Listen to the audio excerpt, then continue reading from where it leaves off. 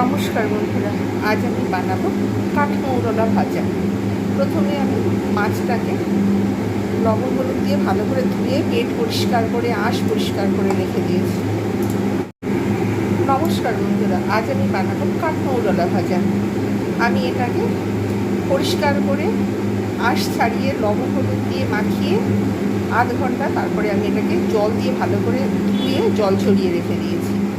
পরবর্তী স্টেপ, এর মধ্যে যা যা ইনগ্রিডিয়েন্টসগুলো দেবো সেগুলো হলো ধনে গুঁড়ো, জিরে গুঁড়ো, হলুদ।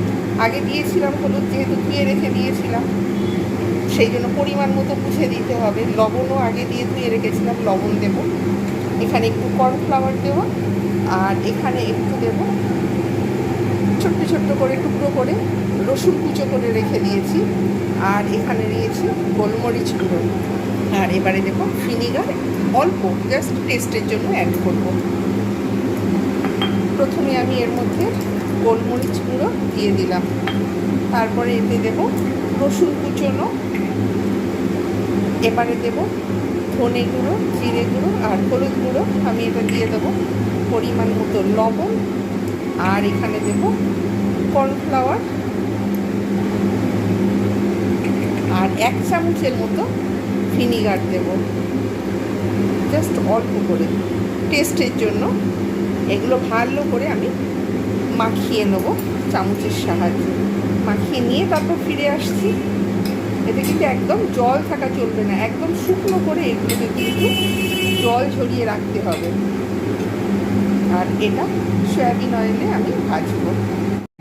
ভালোভাবে মাখিয়ে নিয়েছি, এইবার এটাকে ভাজার পালা। মোটামুটি 10 মিনিট আমি রেখে দিয়েছি। এতে থেকে কিন্তু কোনো জল বের হবে না, যেহেতু প্রথমেই আমি এটাকে জল পুরো একদম শুকনো করে নিয়েছি। এইবার ভাজবো। এটা কিন্তু ডাল ভাত এর সঙ্গে এই ক্রাঞ্চি যে কাঠমৌরলা ভাজা দুর্দান্ত লাগে। কড়াতে সয়াবিন অয়েল দিয়ে দিয়েছি, গরম হয়ে যাবে, তারপর আমি এতে মাছ ছাড়বো। তেল পুরো গরম হয়ে গেছে। এবার আমি এতে অল্প অল্প করে মাছ দিয়ে ভেজে নেব।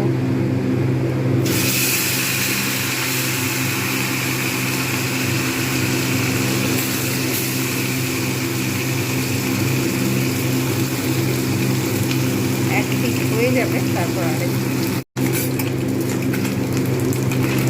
পিঠ হয়ে গেছে।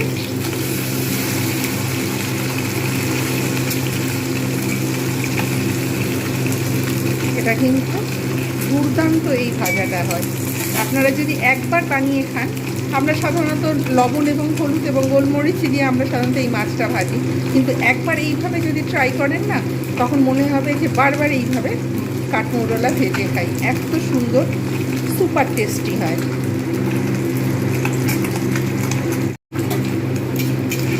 ঠিক এই রকম কালারটা এসে গেছে। এইবার আমি এটাকে তুলে নেব। তৈরি হয়ে গেল কাঠমৌরলা ভাজা। রেসিপিটা কেমন হয়েছে জানাতে ভুলবেন না।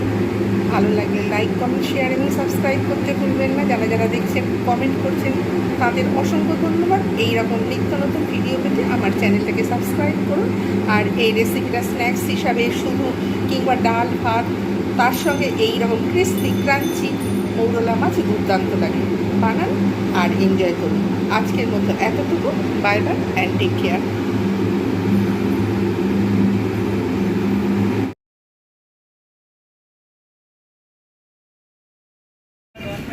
সুন্দর ফুল গাছ,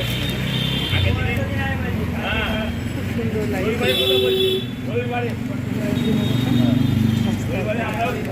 রবিবারে 5 টাকা বেশি, 20 টাকা 20 টাকা কিনে দিয়ে 4 টাকা 5 টাকা। এখানে কাগজ ফুল শুকিয়ে গেছে, যেটা ইংলিশে বলা হয় বুগানভিলিয়া।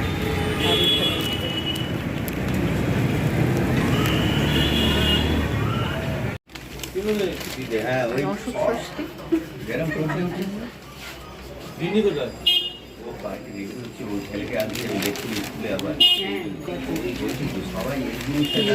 অশোক ষষ্ঠী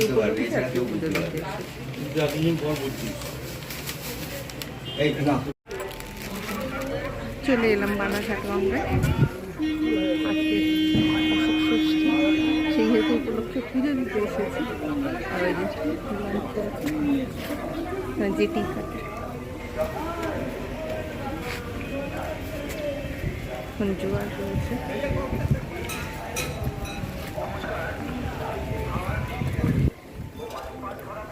কত সুন্দর ভিউ, রোদ উঠেছে।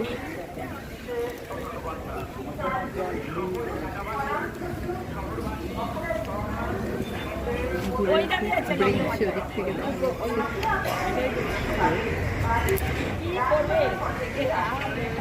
এখানে লঞ্চটা ছাড়বে,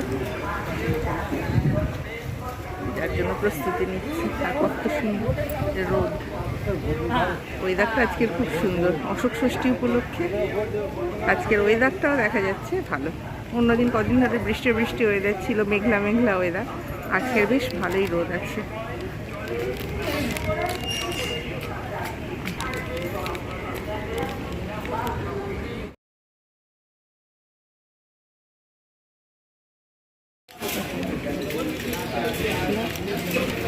उधर खड़ा करना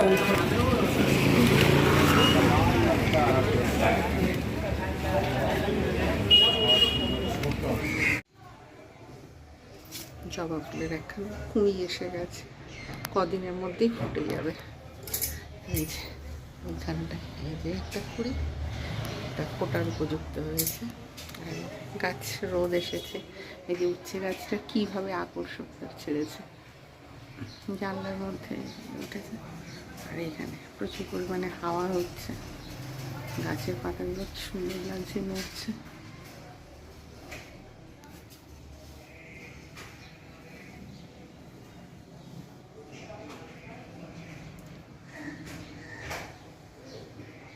এখানে একটা ছোট্ট একটা গাছ বেরিয়েছে।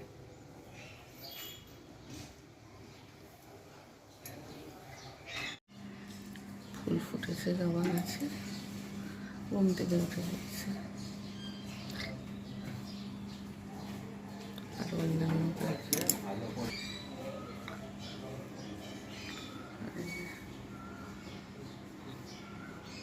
শুভ সকাল।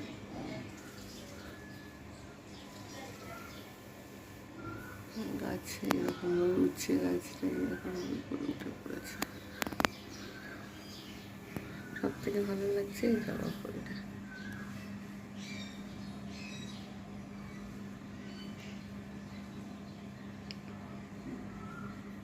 মাঝে মধ্যে একটা করে জবা ফুল ফুটতে থাকে। পাতা বাহারিটা একদম ছোট্ট এনেছিলাম, আস্তে আস্তে বড় হয়ে গেছে।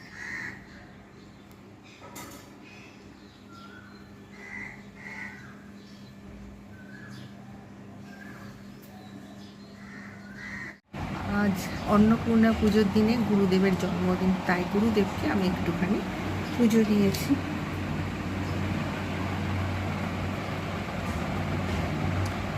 সাধারণভাবে এমনি ঘরোয়াভাবে পুজো দিয়েছি। নিত্যগোপাল মহানির্বাণ মঠ, আমাদের কুলগুরু,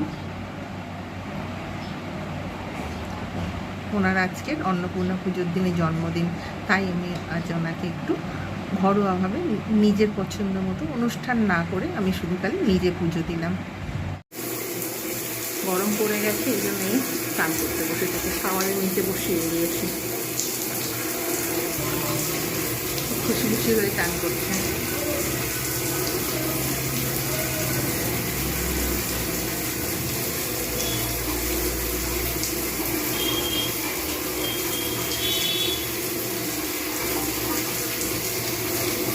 বেশ কিছুক্ষণ ওকে স্নান করিয়ে দিই, তারপর